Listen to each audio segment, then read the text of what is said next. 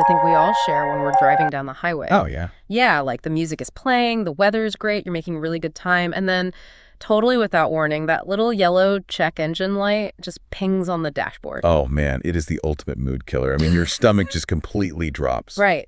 But think about what most of us actually do in that exact moment. We don't, immediately pull over to the shoulder. No, definitely not. We turn the radio up a little louder. We tell ourselves, it's probably just a faulty sensor, or maybe I just need an oil change soon. Yeah, we desperately want to believe everything is totally normal. Okay. Because acknowledging that light means, well, pulling over, popping the hood, and confronting a potential disaster. Exactly. It's, we default to this psychology of avoidance.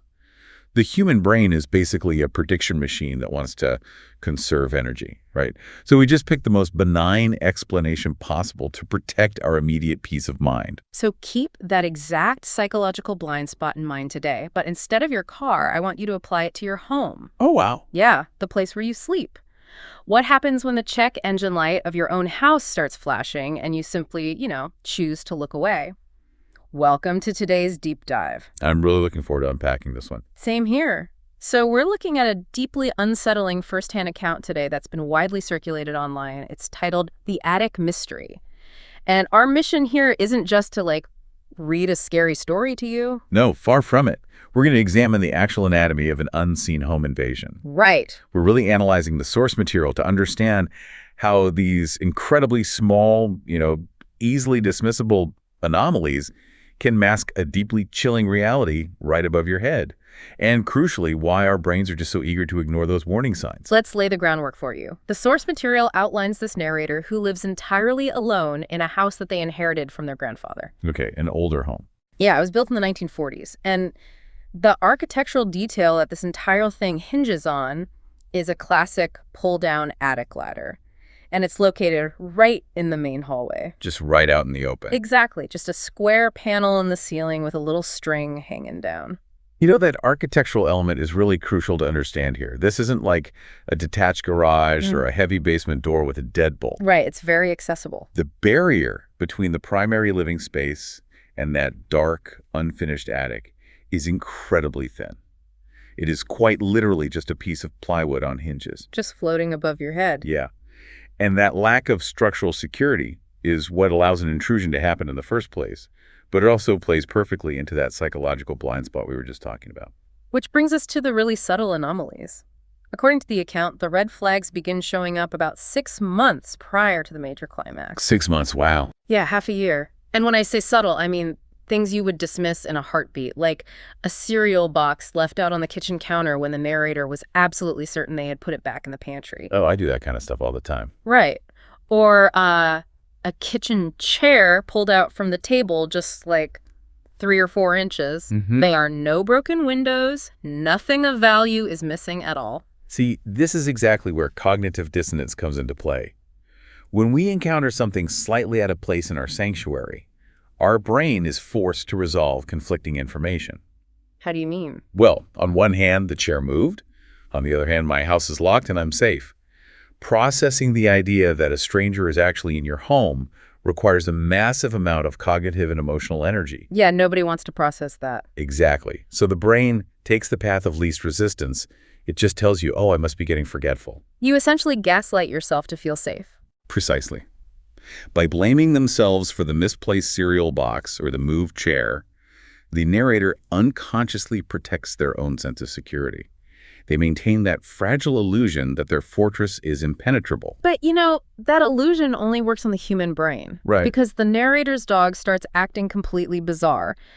The account notes that every single night, right around 2 in the morning, the dog leaves the bedroom, goes out into the hallway, sits down, and just stares directly up at that attic door. That is so creepy. It gets worse. The fascinating detail here is that the dog never barks. Oh, really? Yeah, he just stares up at the ceiling and lets out this very quiet, sustained whine. That is a phenomenal detail because animals, they act as biological sensors. Yeah. They're entirely unburdened by human rationalization. They don't make up excuses. Exactly. The dog isn't trying to convince itself that the house is just settling or the wind is blowing. It's registering a direct sensory input, likely a scent or maybe a highly muffled sound. I really think the vocalization is the key to unpacking what was actually happening up there. How so? Well, think about it. A bark is inherently territorial, right? It's loud, it's aggressive, and it communicates a very clear message, like, there is a threat, get out of my yard. Yeah, that makes sense. But a whine is a sound of distress or confusion. It's almost as if the dog's brain is experiencing its own kind of dissonance. Oh, I see what you're saying. Yeah, like it senses a human presence, someone who smells alive, but that person isn't moving aggressively. They're just existing up there. That makes a ton of sense. The animal knows someone is in the pack's territory, but the lack of dynamic movement or aggressive posturing just creates confusion. Right. But for the narrator, though, that quiet whine is so easy to dismiss. Because it isn't a frantic territorial bark, they probably just check the hallway, see nothing obvious, and go right back to sleep. They turn the radio up to drown out the warning light. Exactly. You can only ignore the dashboard for so long, though. Eventually, the engine starts smoking. Yeah, it always catches up with you. And in this source material, the catalyst that forces the narrator to finally face reality isn't a dramatic break-in. It's actually a really simple shift in their daily routine. The narrator starts working from home. Oh, wow. Okay. That completely alters the spatial dynamics of the house. Completely. If you look at the logistics of hiding in an occupied space, the intruder's entire system relies on the primary resident's predictable absence. Right. They need the house to be empty. Exactly. Yeah. The intruder essentially had the run of the house during standard, Monday through Friday work hours. Working from home destroys that entire operational window. It traps them up there. Yes. So the narrator is now home during the day. And one afternoon, they walk into their bedroom to grab a phone charger. And as they step back into their home office, they hear it. Oh, boy. One single footstep right above them in the ceiling. Wow. And in the context of the previous 6 months of absolute silence, that sound signifies a complete systemic failure on the intruder's part. It's a massive slip-up. It is. It's the sound of discipline breaking down under the intense pressure of being trapped. So the narrator, they grab a flashlight and they actually climb the pull-down ladder. That takes some serious courage. I know, right? At first glance, the attic looks pretty normal. Old boxes, pink insulation. But then they spot a crushed plastic water bottle. Okay. And they know for a fact they didn't leave it there. So a week later, they check again and find another water bottle.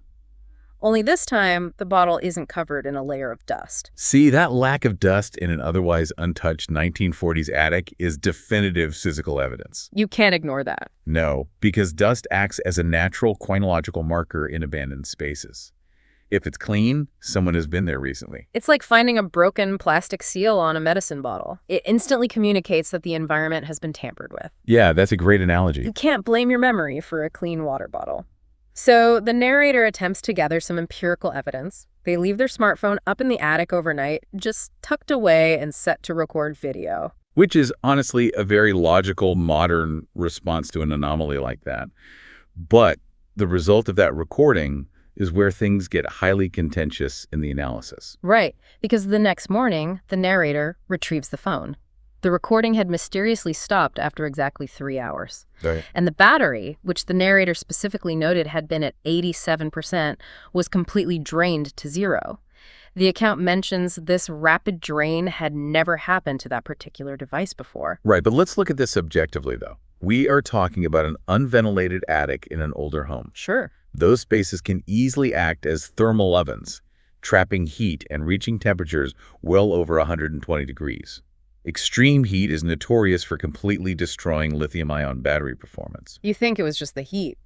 It's highly probable the environment simply killed the phone. See, I would totally buy the environmental theory if it happened in the middle of a summer afternoon, but the narrator left the phone up there overnight. That's a fair point.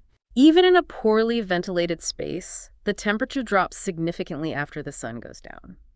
Furthermore, for a modern battery to plummet from 87% to absolute zero in just 3 hours, that requires a massive continuous energy draw. Right. Recording video does take energy, But more importantly, smartphones have thermal limiters. If the phone overheats, it shuts down to protect the battery, right? It doesn't drain it to zero. Okay. So you were arguing that the battery drain wasn't passive at all. I really think the timeline of the recording proves physical intervention. How so? The video stopped recording, but the battery still drained afterward. If we followed the logic of the dustless water bottles, someone was actively sharing that space. Okay, I follow you. Which implies that this unseen person watched the narrator place the phone in the dark, waited for them to climb back down the ladder, and then physically interacted with the device to stop the recording and drain the power. Wow, okay, that reframes the entire dynamics. Doesn't? Yeah, because by placing the camera, the narrator has silently communicated, hey, I know someone is up here. The gig is up. Exactly. It is no longer a passive haunting where the intruder can just rely on the narrator's self-doubt. The intruder now knows they are being actively hunted. Which accelerates the timeline drastically. We move from quiet anomalies during the day to a direct physical escalation. This is where it gets really terrifying. A few nights after the smartphone incident, the narrator wakes up at 3 in the morning, and the dog is no longer doing that confused, quiet whine in the hallway. Oh no. The dog is growling. A deep, primal warning. The dissonance we talked about, it's gone. The animal recognizes an immediate active threat. The narrator walks out into the hallway, and their absolute worst fear is realized. The attic ladder, that flimsy piece of plywood in the ceiling, is pulled down. It's open. It is open. The barrier is officially breached. The spatial integrity of the entire home has completely collapsed at that point. There is no safe zone anymore.